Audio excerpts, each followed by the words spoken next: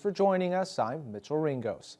The streets of Thunder Bay were filled with hundreds of people wearing colorful symbols of inclusion for this year's Pride March, which started at Waverly Park before heading down Algoma Street.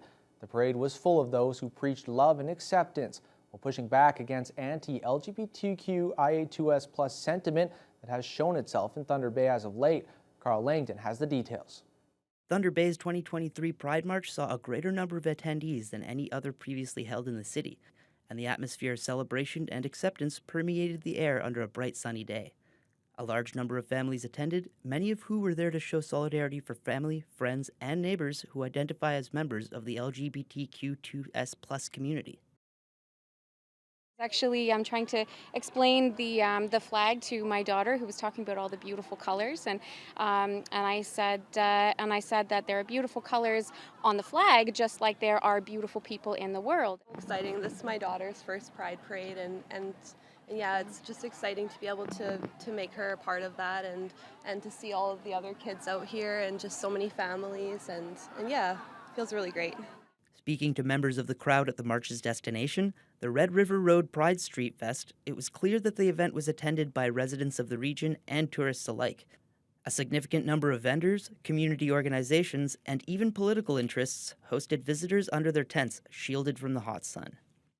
We had to shut down our volunteer applications because we ran out of space for everybody. So it's just wonderful to have so many community members, businesses, small little crafters, artisans, everybody out. It's just so great. Although a genuine sense of kindness and goodwill was the feeling that was consistently coming from the crowd, the event was planned with special considerations to the safety of those in attendance. Local advocacy groups and grassroots organizations were in contact with the city throughout the planning of the event, and as a result, there was a noticeable police presence. Officers with the Thunder Bay Police Service were seen making themselves accessible to attendees and supporting the crowd. Obviously, we've had to put plans in place that we've never had to before, but today is just a testament that love trumps hate, and that we will come together as a community when it matters. And today it matters to have our community having our back here celebrating Pride in the biggest Pride festival that we've ever held. It's my mom's first Pride this year, and it's really exciting because 5 years ago I wouldn't expect that I'd have family accompanying me to Pride, and so it's like a particularly special day, and it's really wonderful to see all the progress that we are making, but that we need to not be content with, and we need to continue pushing for. The Street Fest even included a bouncy castle for the little ones and a concert stage for the rest of us. The festivities continue tonight for the 19-plus crowd with Pride After Dark at Black Pirates Pub starting at 9 p.m. Carl Langdon, TBT News. Meanwhile, in Sault Ste. Marie, a pride flag that was stolen from a school earlier this week has now been replaced by the school board. CTV's Corey Nordstrom has more. Earlier this week, the pride flag at Greenwood Public School was stolen. People are very disheartened. The school board has since replaced the flag, but the board says the incident had an impact. Everyone is working so hard at making our schools welcoming and safe places and helping students to learn. Our staff need to feel safe. Everybody needs to know that they're welcome in our workplaces and our school environments. A national 2S LGBTQI group called EGAL says these incidents, which target pride-related items, are on the rise. It's really discouraging, especially for folks and our young people who live in close proximity or maybe attend the school, to know that there potentially are fellow students that are doing this, or somebody else in the community who may be their neighbor. Security video footage of the incident is not being released to the public, but was provided to Sault Police. And the police service says there is nothing to indicate the incident was hate motivated. No arrests have been made at this time, and those with information are being asked to contact Sault Police.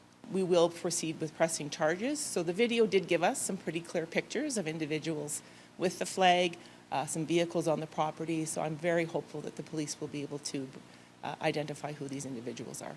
EGAL officials believe this could be a hate-related incident and should be investigated as one. They suggest that anyone affected by the theft of the pride flag should seek out supports like friends or family or the local Pride Network. Corey Nordstrom, CTV News, Sault Ste. Marie.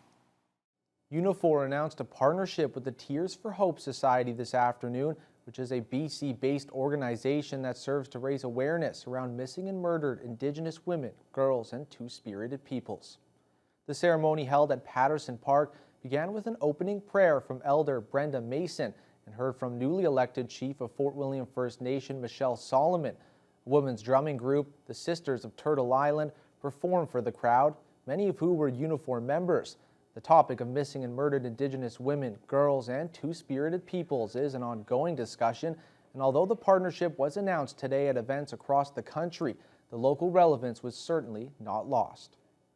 Hundreds of motorcycles could be seen around Thunder Bay today as the Tibetan Motorcycle Ride for Dad, presented by PDR Contracting, made its return for its 21st year.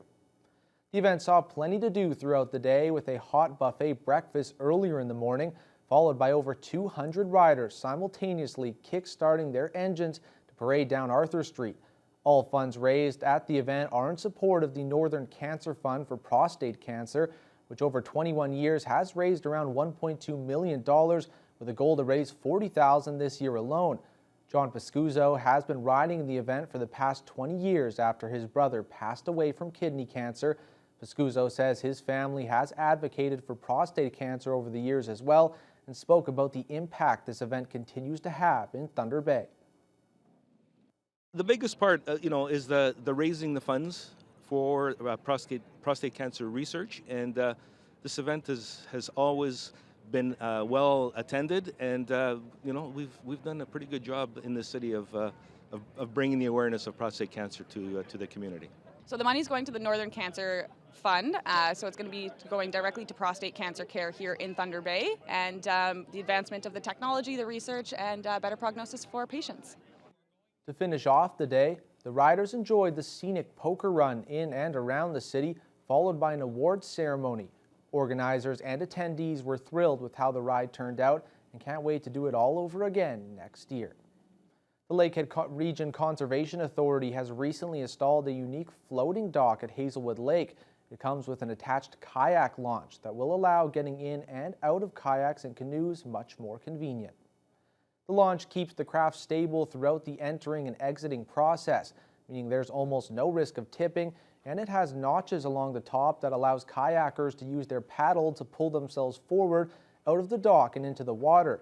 Despite only being installed a little over a week ago, the dock has already received raving reviews from users. The launch is made from a heavy-duty composite plastic material, which LRC spokesperson Ryan Mackett says is particularly helpful for people with mobility issues.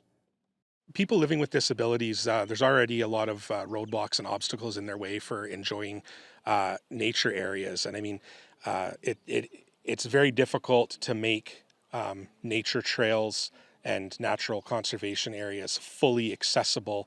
But when there are opportunities for us to make them as accessible as possible, we're happy to try and do what we can. And so this is an example of an area where putting in an accessible kayak launch just helps to mitigate some of those barriers. The LRCA previously installed a similar kayak launch at Herkett Cove, and depending on funding, will consider another installation next year at the Little Trout Bay Conservation Area. The art of Indigenous artist Zoe Wood Solomon has been displayed all around the world, but for the first time, it will be featured at the Sault Ste. Marie Museum for the month of June. Mike McDonald reports. I call it the dance of Nishikishu. Zoe Wood Solomon describes herself as a traditional woodland painter whose work is inspired by the world around her, as well as the legends of her Indigenous heritage. I started painting in the early 80s. That's after I moved to Sault Ste. Marie.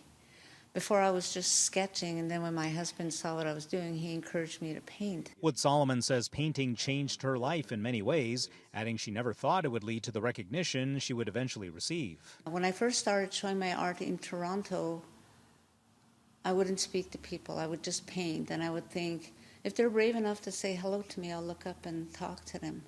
But now today, with my art, I can speak to people. It's brought me out of myself. She says one of her early inspirations was renowned Northern Indigenous artist Cecil Young Fox. He used to stop in at my place and just whip up a painting while I stood by and just watched him. And I also got other advice from Peter Migwans John LaFord, Gordy Fiddler. They're all passed on now. And although she is known well beyond the Algoma region, this is the first time Wood Solomon's work has been featured at the Sault Ste. Marie Museum. Zoe Wood Solomon is obviously quite a well-known name, so to have her work represented here I think is a fantastic opportunity for us and then for her as well, I hope. So I think it'll be a fruitful partnership. The partnership between the museum and the Algoma Art Society will see one member's art featured every month until the end of the year. The museum's curator says he hopes to expand the partnership beyond that. Mike McDonald, CTV News, Sault Ste. Marie.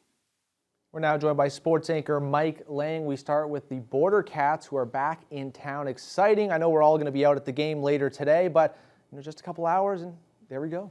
Yeah, Mitch, it's weird because it's baseball season, but the Border Cats, they had 3 days off, so it feels like it's been forever since they played, but they're back in action for the weekend. We'll have that story and more coming right up.